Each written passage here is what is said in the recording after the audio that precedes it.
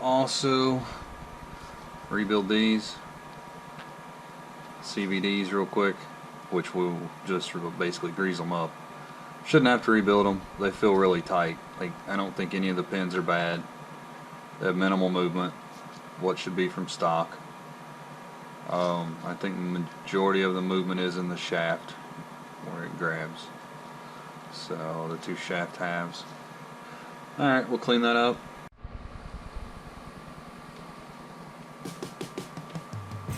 Just gonna go over with you how I rebuild my CVDs. Everybody's different. This is just how I do mine. Everything's cleaned up. Pop this boot on here.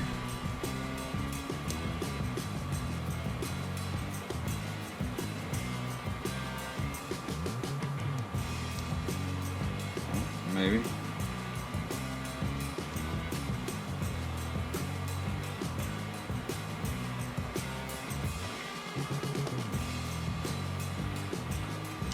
Poke it.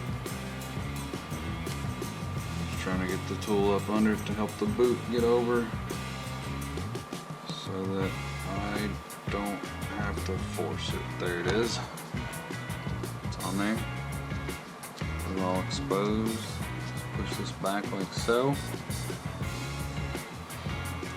We're going to put a little grease in it. Fill a hole a little bit. Pick this piece up, put it in there like so with the hole facing up,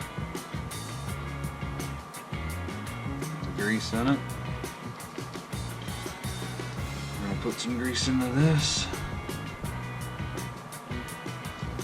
about like that. It's not a whole lot.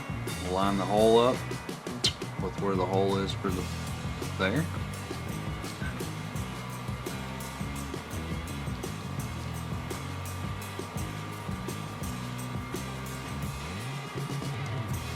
The grease will hold my pin up, so it holds the pin back. And then we're just going to push it on like so, and then push the pin down in there like that.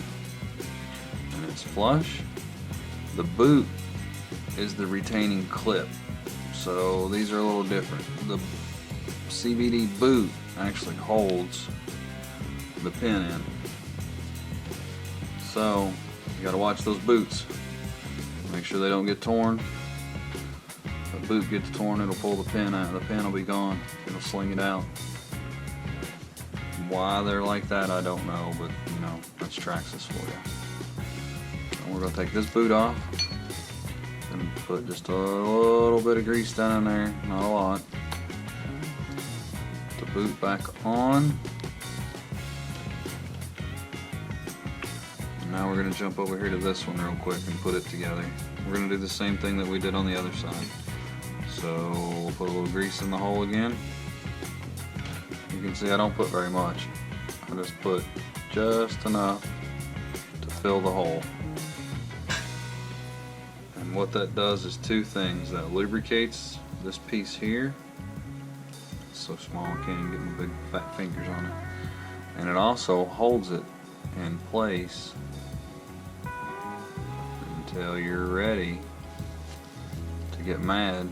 No, to get it in there. See, it's held in place. And push it through. We'll just use that grease that come on out. And like I said, you can see I've got the holes lined up. And we're going to do the same thing to this part of the axle. This is your axle part. We're going to just squeeze some in there. More. Probably too much, but you know, I like a lot of grease.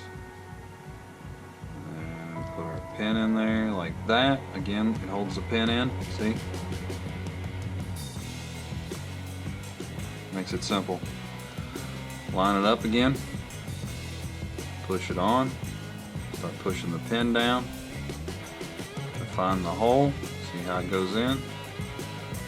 Pushes the grease out. That's how you know it's in there. You can either put the grease back in or wipe it away.